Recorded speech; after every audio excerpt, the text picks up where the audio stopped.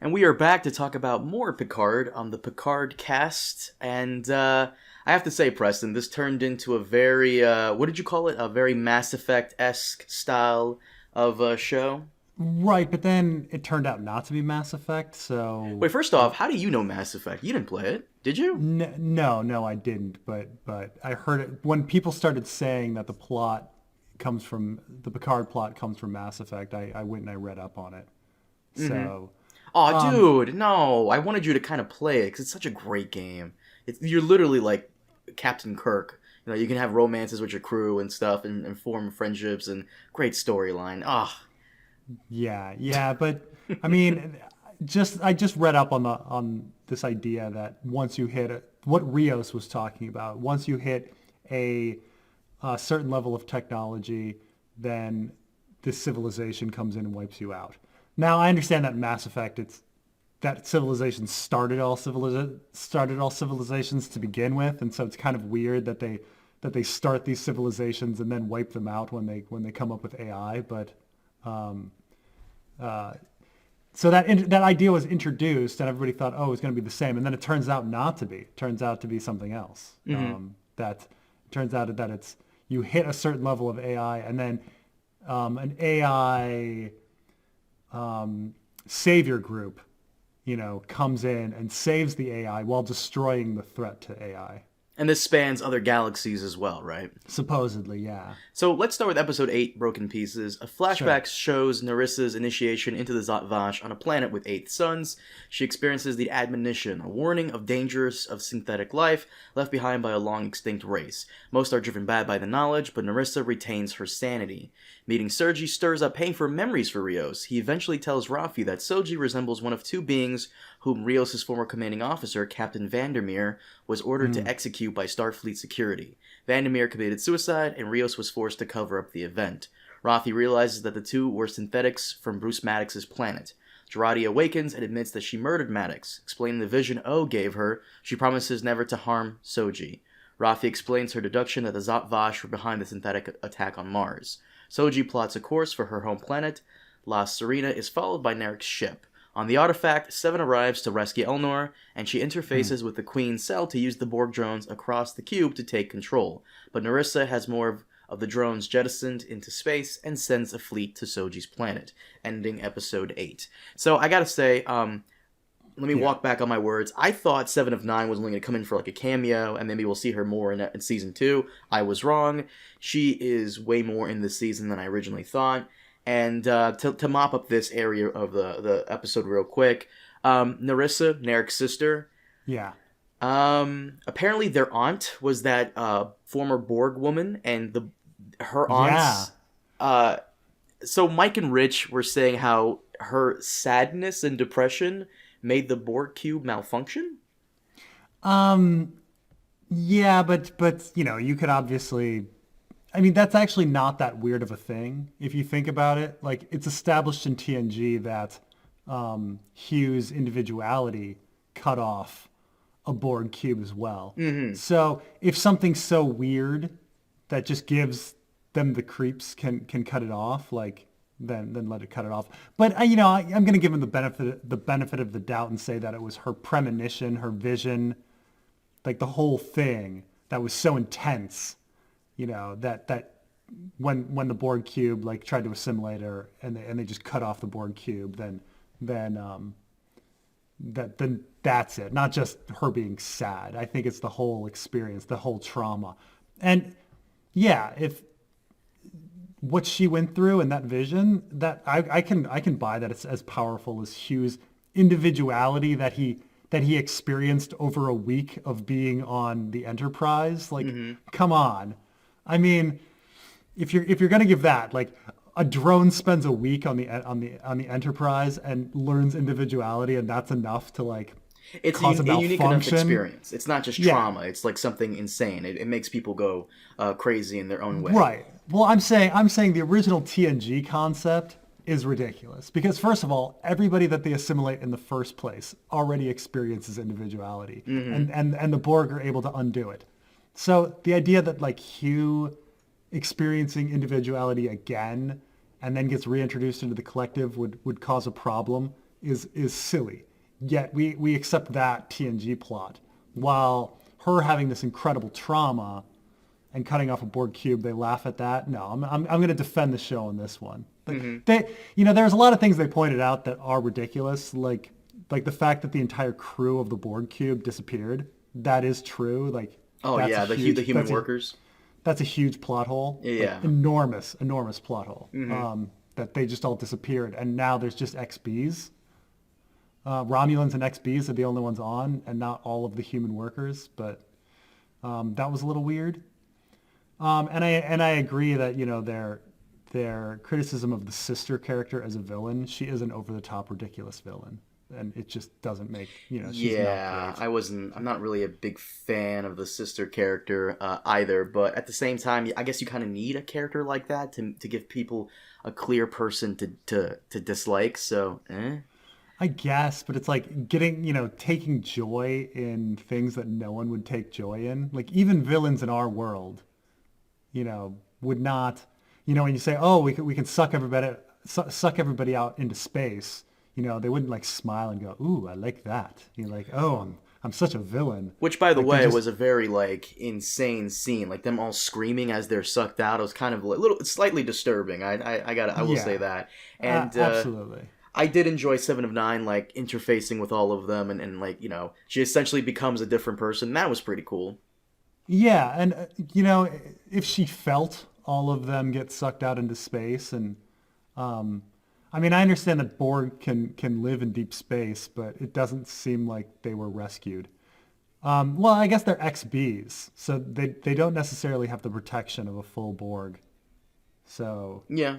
In space. So. Yeah, that's the one thing I was wondering, because, and I'm not going to make this entire podcast about like disproving Mike and Rich, but like they were complaining about that in specific, and they were showing scenes from one of the TNG movies, I think, where the XBs from First Contact. Yeah, where the XBs were out in space, but they were in full gear, and these. Well, they weren't XBs. They were Bs. They were just Borg.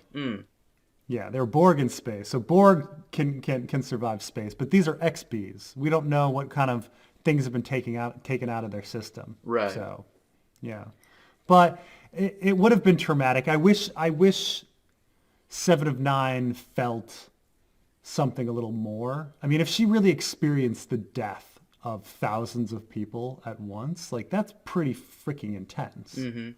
And that would be a really interesting thing to explore. Like, how did she deal with that trauma? The trauma of 1,000 people getting sucked into space and dying. Like, that's a horrible thing. Right. And if she's connected to them, she should feel that. It should, But they kind of glossed over it quickly. Of course, as per usual. And I have to say, I really enjoy the character of Rios. I don't know, this episode really made him my favorite character. Rios is a pretty rich character. I like him a lot. Mm-hmm. Especially with the holograms. Yeah, I would say he's the best character. And if we're gonna say, like, he's got a lot going on. He's conflicted. I even say the villain Narek, I think is interesting because he's conflicted. He's all over the place. Mm-hmm. And so there's depth to him. So yeah, I like Rios a lot. Yeah. And what else here? What I want to say? Oh, darn, I forgot. Oh, so he knows Soji from her other counterpart that were murdered by Captain Vandermeer on the orders of Starfleet. Yeah. So apparently Commander O is not really a Romulan, Vulcan. We originally thought that the Federation was somehow in cahoots with like the Romulans in some way, but it's not. Right. Commander O is like a plant. I thought she was a surgically altered Romulan to make her look like a Vulcan. Mm-hmm. And it turns out she's just half Romulan, half Vulcan. Yeah, and she just infiltrated Starfleet and just happened to end up in a position where she could make those decisions, I guess. Yeah, that's a long play. That's kind of like the what's the movie with Matt Damon and Leonardo DiCaprio? The Departed? The Departed. Yo, my favorite movie, bro. Love that Really? movie. Oh, that is one of my favorite movies of all time. Top 3, every movie I've ever seen. Love it. Jack Nicholson? I mean, I don't want to get on The Departed too much, but The Departed, I thought, was a movie that was a great, like, first rough draft in which no one could say, hey, maybe, like, polish these corners here and there, because you know what I'm saying? Like, there's a lot of rough parts in The Departed where you're like, they could have edited that part out, and it would have been better. It was well acted. We'll have to have this discussion later because I think it's a perfect movie, but that's just me. Even that rat, that really obvious rat at the end. That was a little silly, but all right, whatever. Whatever. Let's not just destroy my movie. Okay. But it is like The Departed, where they put this person, dedicate your entire life to rise up the ranks and being a mole. Mm-hmm. Like, that's a freaking big commitment. And we also get Rafi explaining her deduction that the Zant Vash were behind the synth attack on Mars. There has to be something behind that. So they wanted the Federation to be against synths? Right. But why wait until, like, now to do that? Why wait for the middle of a crisis where people are trying to rescue Romulans? Maybe because their attention is elsewhere, so it's easy to move. Like Littlefinger, chaos, so you can easily move during chaos. People aren't really paying attention to you that much. So I guess that could be it. I mean, also, maybe Commander O wasn't in the high position that she was back then, so maybe that's all she could do was just orchestrate it. Maybe people were working so fast and they were trying to build so many starships that security was down or something. Mm-hmm. But it does seem like a really, self-destructive time to plan to destroy your people's own rescue ships.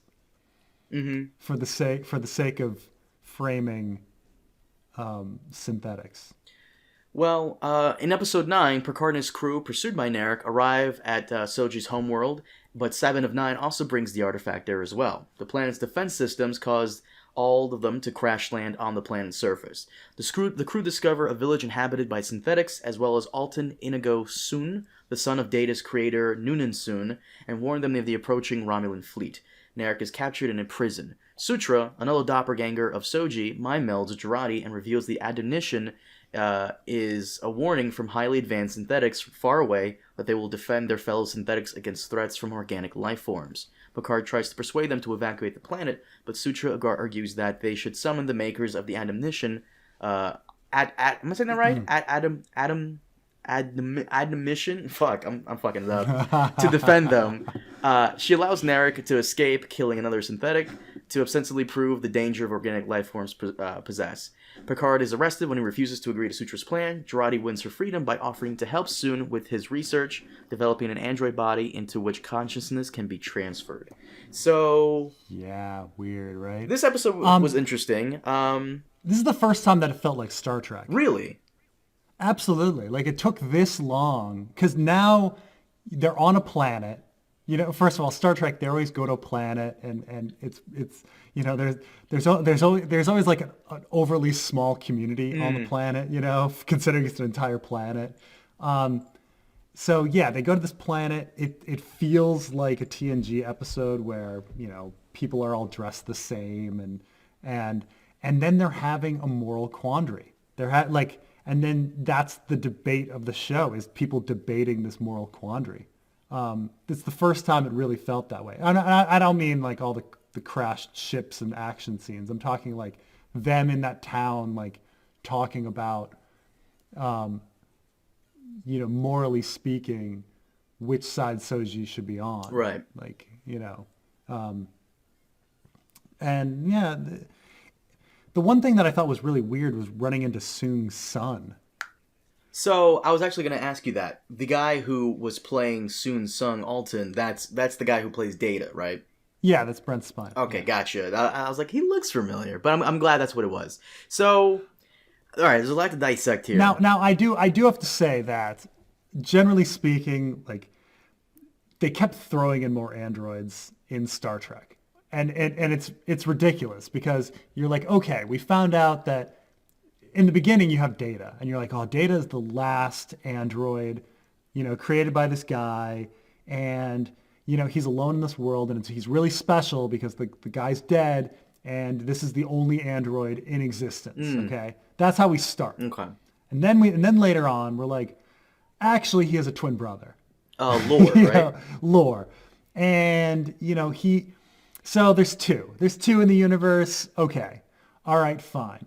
Then he runs into his mom, a recreation of his mom, who's also an android. Oh. And you're like, oh, Jesus. And then what about that one episode where Data makes his own daughter? Yeah, and then Data makes his own daughter. And then Data finds out that actually his creator isn't dead. He's just really, really old, and he goes and he meets him. And he's like, oh, Jesus, he wasn't dead all. And then in the movies, you find out, oh, he created another one, B4. And you're like, oh, geez, like you just keep finding more and more to this family, right? And now you find out that his son is still alive. Like, Jesus, when did that happen? This seems to be a recurring theme with Picard, apparently, where right. What would be really cool? What would be interesting is if that was actually lore in disguise. Oh, like what I don't think is very logical is that lore was disassembled. He was not destroyed. He was disassembled, and you'd think that Bruce Maddox, in all of his research, would grab a copy of Lore's body because he had B4's body in the beginning. And so you'd think he would have Lore's body as well. What happened to Lore's body is a dangling plot thread. And then if you got Lore, it's very clear that at some point they went from being able to have Data skin that's yellow, and then they developed like regular looking skin that you see on Soji. Right. So you could imagine that if it were Lore, he would change his skin out. So Lore is Data's like evil twin? Yeah, Lore was a first attempt at Data, and then it was he was disassembled because he was crazy but the Enterprise finds his body disassembled and puts it together. Well, why is he crazy? He's just crazy just because? Yeah, they hadn't perfected his positronic matrix, so he's insane. Ah, yes, the positron matrix, of course. Yes, yes. So. Yeah, he's just Data's evil twin. And there's a lot of illogical things about Lore and Data. Like Lore can use contractions and Data cannot, which is just why a robot couldn't use contractions is the most insane thing. But okay. So little things like that. So we're getting the Romulan fleet. They're incoming, and all the synthetics are trying to discover what to do about it. And what's the woman's name? Sutra. Soji's, Soji's original blueprint. Yeah, I guess so. Yeah. Sutra wants to call these synthetics from another galaxy to come over and help them. I still think that these synthetics from another galaxy could possibly be Control, the Section 31 made from like hundreds of years ago from Star Trek Discovery. It could be that Control has infected other galaxies, and they're just, I don't know. I still think that we're going to be connected to Star Trek Discovery in some way. And this is how we get connected to them. That these synthetics from far away is this. I mean, a lot of people have been bringing up like the different theories. And so far they've been kind of all getting shot down. Like the big secret is that, the Romulans created the Borg. And then the second one is, that Control. And then I think, the idea that everything's going to end with one big battle, but I don't know, the previews do show a battle, but it doesn't seem that big. It just seems to have all those orchids.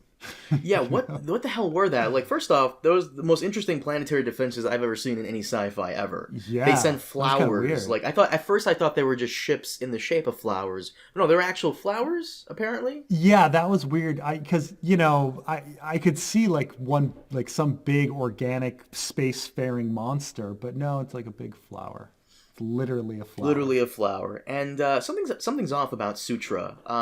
She for some reason wants this whole synthetic thing to really go down, despite everybody else not showing the same malicious intent. Maybe. I mean, well, she got the mind meld, which was really weird as well. Like, it doesn't seem like Are synthetics able to do that? apparently, apparently, but yeah. So the only time we did, I think, in the original series, Spock mind melds with a silicon based life form, but but he's the one starting it. You know, Mm-hmm. we've only ever seen Vulcans start it, but this time this is an android starting it. Right. You know, So it's so a little. it's pretty weird. Yeah. Pretty weird. And I will say this does mirror Mass Effect in a lot of ways because the advanced civilization in the first Mass Effect, your character Shepard goes out to this planet Mm, that's being attacked by robots and blah blah blah, and he touches like a beacon if I recall correctly, and the beacon sends a I message through see. his mind, and the message is I guess so garbled and so jumbled that it just kind of he's trying to decipher it but he can't. In many ways like this wasn't meant for human minds. This was meant, I guess, for synthetics. And when Sutra mind melds with Girardi, she's able to fully decipher it. And the fact that what's concerning is why do the synthetics have to come and destroy all life for a small group of synthetics to flourish? Why can't the synthetics come, grab the other synthetics, and just flee to their galaxy where they're Just get out of there. yeah? Yeah, So why can't they just do that? that's a good question. It's a good question. You know, you know how like God, the old cliche saying, God works in mysterious ways. Maybe synthetics work in mysterious ways. They have some sort of synthetic master plan. You know what? Yeah, it's really I will say, like yeah. Mike and Rich were saying, like how the final episode is gonna be a big battle with like Starfleet has all these smaller ships, and then like the Borg cube's gonna come, and it's gonna be a huge battle. But no, the Borg cube is down. The Borg cube's It's gone. Yeah, gone. so I'm assuming there's probably gonna be a staged attack to rescue Picard because they put him under house arrest. And another interesting plot line we have here is the fact that they want to be able to transfer minds onto apparently we should Right. call it a golem Yeah, she needed the little clay, the clay monsters. You from know. Israeli folklore. Yeah, yeah. So Well, Jewish folklore. Jewish folklore. right, and so are we getting into Ghost in the Shell type of situation here, where people are starting to put their minds and consciousness onto never aging synthetics? Because it's I really mean, where I we're think going. that's the implication, right? So we're getting Yeah. a mix of Mass Effect, Star Trek, and Ghost in the Shell, combining multiple sci-fis into Well, one. like I say, all sci-fi copies itself. But I do have to say that the Mass Effect plot line is fairly unique. I mean, I'm sure somebody can correct me and say, no, that's actually from this and this Star Trek, this and this science fiction tale from like 1978 or something. Mm-hmm. But I've never heard of a science fiction tale of you reach a certain point in developing AI and AI arrives to like wipe you out, like, or an alien species arrives to wipe you out. That's a new concept, for me. I've never come across it, but I'm sure maybe it's, Well, somewhere. it's usually from around like the same type of like core idea that synthetics will eventually rebel for some reason or another. Like Yeah. we see that in I mean, iRobot, right?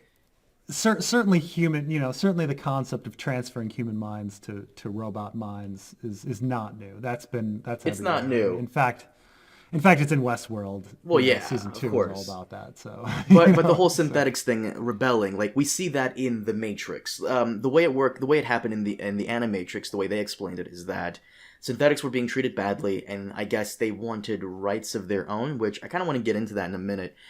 So what happens is the robots in the Matrix, they go and I think they go to Africa and make their own city. The prop I think it's in the middle of the Saudi Arabia, something like that, and the empty problem quarter of Saudi the Arabia. problem the Earth government has with them is that because they're robots, they don't drink, they don't need to sleep, they don't need to eat, saving a lot of money that way. They want to enter the economy with their own products, which they can make better and cheaper, and that causes a lot of things to crash because people want to buy better and cheaper. And obviously the governments are going to war ensues, blah blah blah blah blah.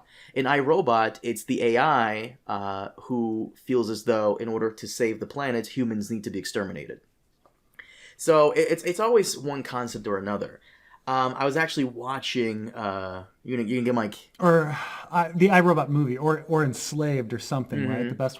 The best way to protect the humans is to enslave them or Right, something. right, and The iRobot movie, by the way, has very little to do with the iRobot book, but I'm sure yeah. you're gonna get my case for this. But I was actually watching the Rogan podcast, and he mentions how PETA hit up Boston, the robot Boston company, whatever, the ones that are making the robot, and they're trying to kick the robot dog over to see if it can like get knocked down. And PETA had a problem with it. If we did have robots, could we abuse them and that be whatever? Because they're not people; they don't feel it, right? We can't abuse and hit people because we'll hurt them. But can a human being really hurt a robot without threatening its life by punching it in the face and abusing it and taking its anger out on them? Well, I mean, I guess that's what Westworld's about, Mm-hmm. right? They invent all these robots for everyone to sexually abuse, and then for some reason they decide to give the robots consciousness, and then feel bad about the sexual abuse when you could have just not given them consciousness in the first place. Right. There's always a character like Noonan Soon or Bruce Maddox or Ford who wants them to be the next evolution of life. But are they really life though? They're just wires and machine.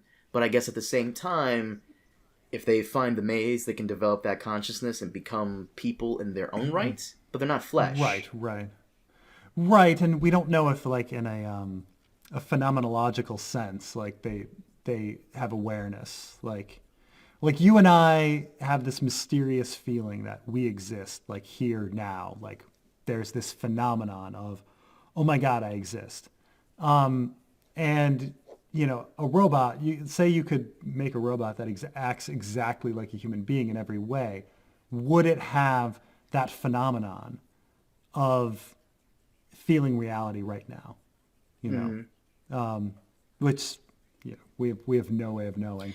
Uh, but but at the same time, well, they I also mean, I don't even know. I don't even like the only person I know in the world that I'm sure that feels that the phenomenon of existence is me, and I'm sure everybody else feels this way too. mhm, But you know that you feel the phenomenon of existence, but you're not sure anything else in the world feels the phenomenon of existence. right. And so, but would robots feel the phenomenon of existence? But would they also have a person's creativity, right? Because as people, we have like creativity. We can think of these stories and stuff. But can synthetics really do that? Wouldn't they think of things that are necessary to create? Like it's not necessary for us to create Yeah. certain things that we create. We just do it because we're entertained and curious by it. Would synthetics really do that? Like when they create things, they create it because it's necessary, out of necessity, and so on and so forth. Yeah, I've read various articles about why there won't be a robot uprising, and why robots are nowhere close to being like human beings. Like everyone gets very scared of AI and how fast everything's Mm-hmm. growing, but they say that the big difference is that all machines are designed to do a function for a job. You don't just create something for the sake of creating it. And so, you know, being creative doesn't really help a robot do much of its job. Like my Roomba, like, my Roomba having a concept of creativity does not help him vacuum my floor. What I don't want him to be what is creative. my I want him to be purpose? able. You spread Right. butter. Like, yeah. Oh God. Now you could say, oh, but he has to be creative to figure out that, like, when he hits a stool to go around the stool, and it's like, yeah. I mean, those are workarounds for a problem, for a mission, for a goal in the Right. end. But all robots have that. They have a goal in the end, and human beings don't have that.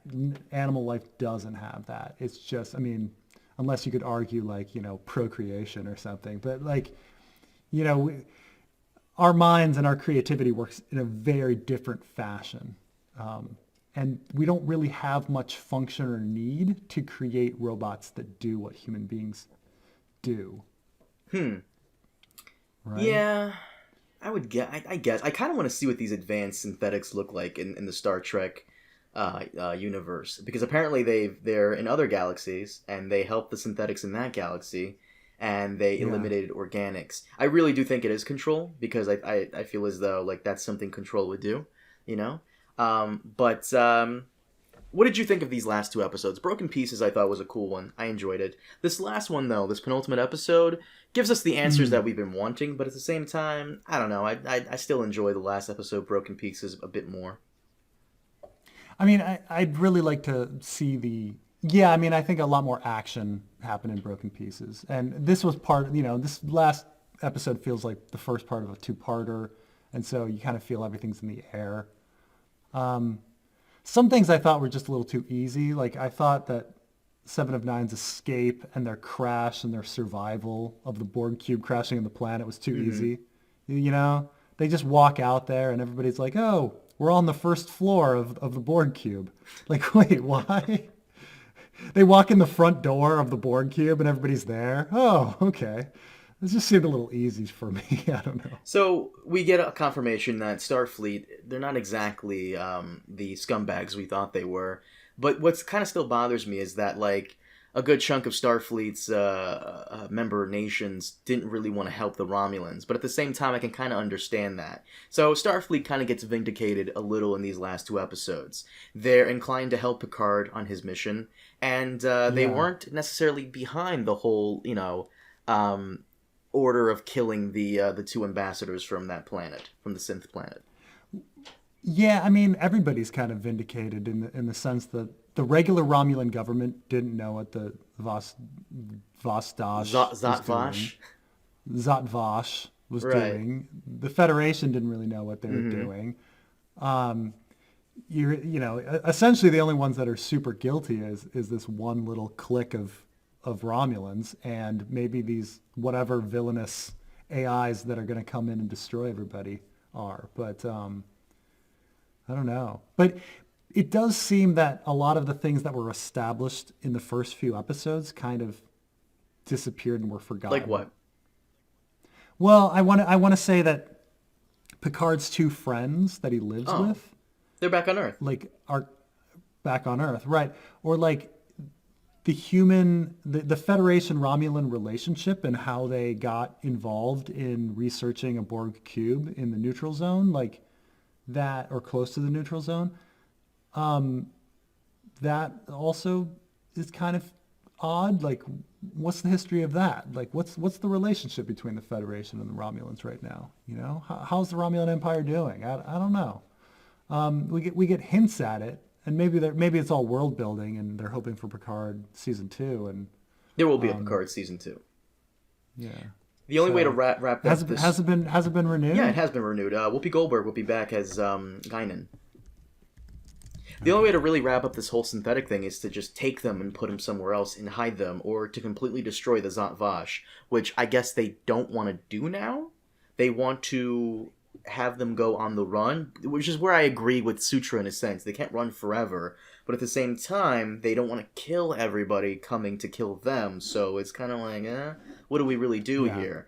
The only thing you really can do is have the synthetics from the other galaxy come, take them, and take them over there, not the whole destruction thing. Yeah, I mean, now looking at the whole season in retrospect, it did seem that they were trying to build Picard's crew, which they successfully did. Each episode you kind of added a new cast member, and then you kind of just had one issue. You have the Soji issue, and what's the deal with the Soji issue, and why are they searching for her and trying to find her home planet and all of this. So, in retrospect, like, it was a lot of world building and not that many plots, really. Just like the one. A lot of world building, but no bit. explanation on anything. And I hate to add on. No, I hate to add on to the Alex Kurtzman. Is that his name, Alex Kurtzman? Oh, right. Yeah, Yeah, I hate to add on to the hate on them because I think Mike and Rich did a splendid job of that. But apparently, I feel bad for the actor who plays Elnor, the Romulan ninja guy, because I don't really see the point in Elnor. You really could have just had Hugh. I don't see that. I guess we needed a guy that has a sword. Sure. Yeah. No, I mean, like I say, they're just building the cast for later on. You Mm-hmm. know, I mean, you could say that with anything. I mean, you could say like, why is Dr. Pulaski part of the crew? Well, she's just part of the crew. You know, You you mean needed to Dr. cast the Girardi? characters. No, I was naming this random doctor from season 2 of The Next Generation, Dr. Oh, Pulaski. Oh, Girardi though, I can't believe they're also forgiving of her being a murderer. well, I guess they're trying to understand that she thought she had no choice. I was kind of half expecting that Bruce Maddox himself was maybe he transferred his consciousness into like that cat or something that they made, or like because they were working on the whole mind transfer thing. So perhaps Yeah, like a part of him lives elsewhere, which I think would be kind of cool. maybe. But man, she's still a murderer. Now they could argue that okay, she had the trauma of this mind meld, and you guys don't know what the trauma of the mind meld did. I mean, it caused a lot of Romulans to just freaking kill themselves, and Girardi survived it. And so, Yeah, what the hell was um, that? so she should be probably falling apart more than she is. But That is actually kind of a plot hole now that you think about it, because these like Romulan people who I guess were trained to like withstand mental torture and whatnot in order to receive yeah, this, you would assume, right? And then Girardi just yeah, gets maybe she got bits and pieces of it. yeah. I mean, maybe the explanation is that O had some control over which images. Like she didn't send all of the images Hmm. over. Just enough to get the point across, but not enough to make her insane. Yeah, that would make sense. What did you think of these last two episodes? Because I like Broken Pieces. I'm assuming you did too. But Yeah, I thought they this were last okay. one was, Yeah. despite being a two-parter, yeah. It was. I mean, they were fine. They were fine. I mean, we got the But answers they're that we were answers looking that for. like we've seen before. So I'm not trying to be an asshole, like because I wanted the answers, but I wanted something different than Mass Effect, Ghost in the Shell, and a bit of Westworld, because it's really what we're getting is a combination of two. And I always figured Star Trek would be a bit more, I don't know. Well, we'll see how they conclude it all, because I don't know how they're going to convince this. What's the name of the not Soji? The Soji with yellow Sutra. skin? Sutra. I mean, we weren't expecting Sutra to go evil, but she Hmm. did. And I imagine that Soong's son is going to go evil is going evil as well, because he thinks he's going to transfer his mind over to that golem, and then he'll get to live with all the all the synthetics and be fine as humanity gets killed. There's also a But possibility that you mentioned, which was it, Lore or B4, and we never got a resolution with that character. yeah, I mean, we don't have a resolution. What I think would be interesting, I don't know if they're going to go that far, is that if that Soong's son is not Soong's son, that it's really Lore. Or that maybe Sutra has some of Lore in her. Right. Maybe there's always a crazy twin. But because it does seem pretty shitty to sell out all of humanity. Just like if you're a human being and yeah, you're going to survive with a synthetic body, but you're going to sell out like all of the the alpha quadrant and the beta quadrant, and they're just going to get murdered. That's pretty Hmm. shitty. I could only see someone like Lore, who's already a synthetic, like going with that Right. idea because he's freaking Yeah. insane. So I mean, it would make more sense if the Soong's son was really Lore, and that Bruce Maddox had put him back together for research reasons, and he went nuts, and there he was.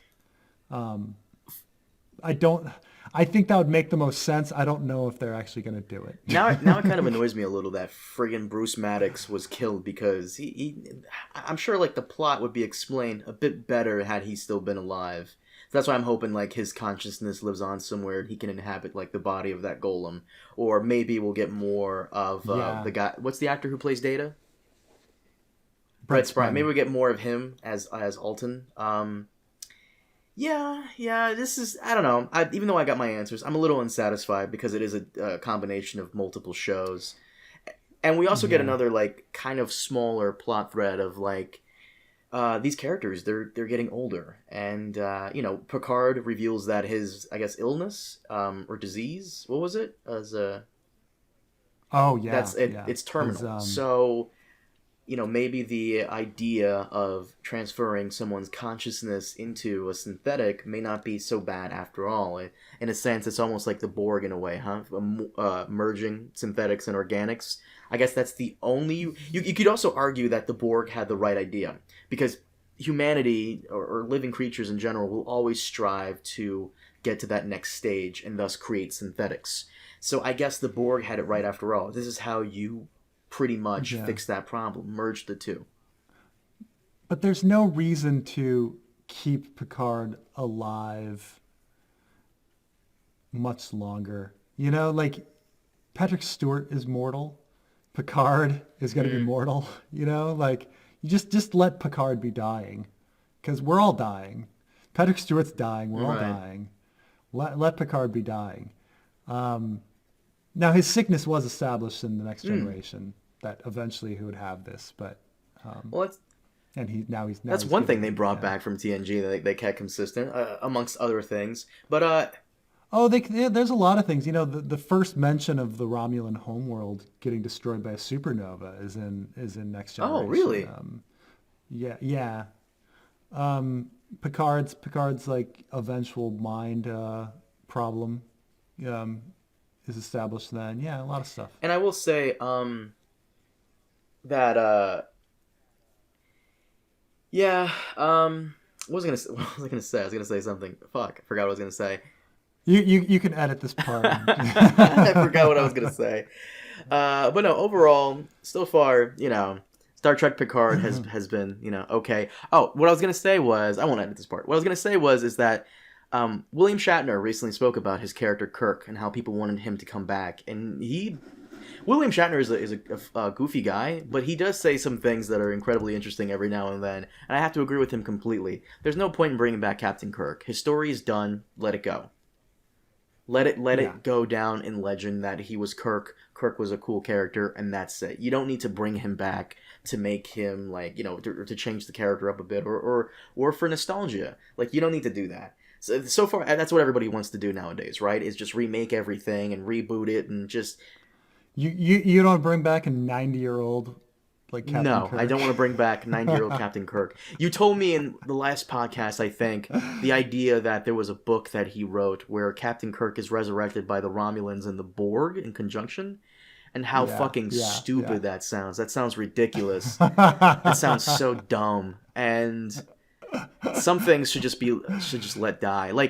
I find the idea of them remaking or rebooting or bringing back The Godfather or Godfather Part 2. At one point, it's just leave it alone. It's a classic. It's not old. It's a classic. Leave it alone. Preserve it. Let it go.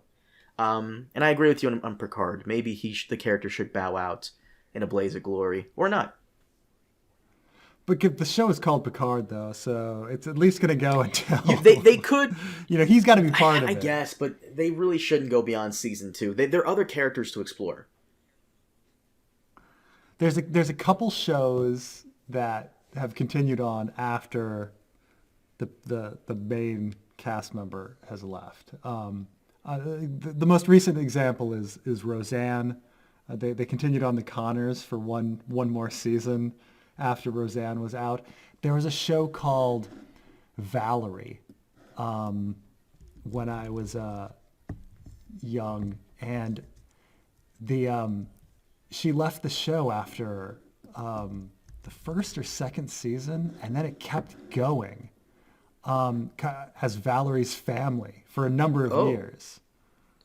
That's ballsy. Yeah. I'm trying to they later changed it to the Hogan family. Valerie, then Valerie's family, then the Hogan family. This is the show that kind of made Jason Bateman made him a star. This was his thing. So the first two seasons were called Valerie. The third season was called Valerie's Family, and then seasons 4, 5, and 6 were called the Hogan Family. Because she wanted more money, and they're like, no, you know what? We can do it without you. And you're like, really? Without Valerie? Without the main star? Okay. I mean, Yeah, one example that comes to mind, we discussed this in the Westworld podcast, was Vince Gilligan doing Breaking Bad, and then there's no way you can do somewhat of a prequel without Walt or Jesse, and they did, and it's apparently pretty good. So, yeah, it's true. I mean, that's the thing is if you have a good writer, you can do much can with do it. If can do a anything, let Patrick Stewart go. Let him rest. The poor man, he's so old. Leave him alone, and just do some spin-offs with other characters who are popular. I would argue the second most popular character currently alive now. We're not going to include Picard. We're not going to include Kirk. I would assume is Seven of Nine. Have her going around reconnecting with the old crew of the Voyagers, or maybe we can get like a spin-off miniseries with Seven before we see her in Picard. Yeah. Yeah, I mean, I do hope that we see more of Seven of Nine in the next season. I hope she's a regular part of the cast. I don't want her to just be, popping in every once in a while. I think she's an interesting character. I'd like to hear about what she was doing all of those years after Voyager, and yeah. So I don't know. I mean, looking at the whole season, it's been okay. It's been okay show. And that's the problem I'm having lately. We'll wrap up in a sec, but that's the problem I've been having lately with shows being just okay now. I don't know if this is. Some people would say that's your pessimism infecting me, but I really don't think that's what it is. Because I really enjoyed Watchmen, but like Mandalorian was alright. It was okay. No, I mean the thing is there are incredible shows out there, and when you watch an incredible show, you're like, that's a good wow, show. That's a good show, right? So, and then there's just shows that are, Yeah, all right, okay. Yeah, they're okay. Yeah, it's all right. Like I'm watching Castlevania right now. It's okay. It's all right. Yeah. Preston, you want to wrap it up? Guys, thank you so much for joining us on the Picard-Cast. We'll see you next time with episode 10, and then maybe we'll do a whole season review. I would love to invite Phil, the Issues Guy, on for that, if you're cool with that. I would love to hear his, because he has a deep love for Star Trek, and I'd like to hear his thoughts on Picard. His thoughts on it, because it's one thing. Like I mean, it's odd that because I started, both of us kind of started hate watching Game of Thrones at the end. And you can get into that and it becomes fun in a certain way.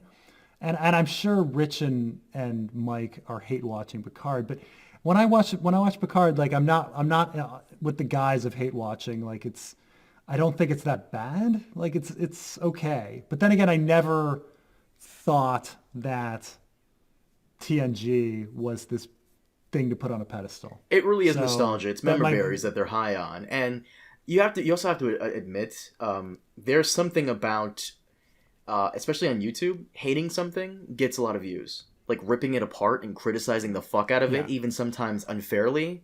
Well, the extremes. Hating something gets, and then loving something gets. You think loving something gets a lot of views? Giving. Yeah. In different. I mean, I think of like Emergency Awesome and Screen. Preston, we don't fucking use that name here. You fucking have to edit that out. I know. I'm kidding. I know, but they're very positive, and it's all about the positive side. And finding all the Easter eggs and being excited. I would say Emergency Awesome is more neutral, and he has just an excited tone about everything. But he's he likes everything is everything is awesome. And everything is awesome. And then there's like the negative side, where people just trash stuff and make their living off of like harping on the fact that The Last Jedi is a horrible movie, or The Rise of Skywalker is a horrible movie, or how dare they put a woman in Captain Marvel or whatever. It's just that stuff gets a lot of views too. So prepare for that, because Rise of Skywalker just came out on Blu-ray, so everybody's downloading it and they're preparing their video essays that'll stretch for the next several months. So prepare for that, Preston. Years. It'll be years. Guys, thank you so much for joining us. We'll see you next time. Have a good one.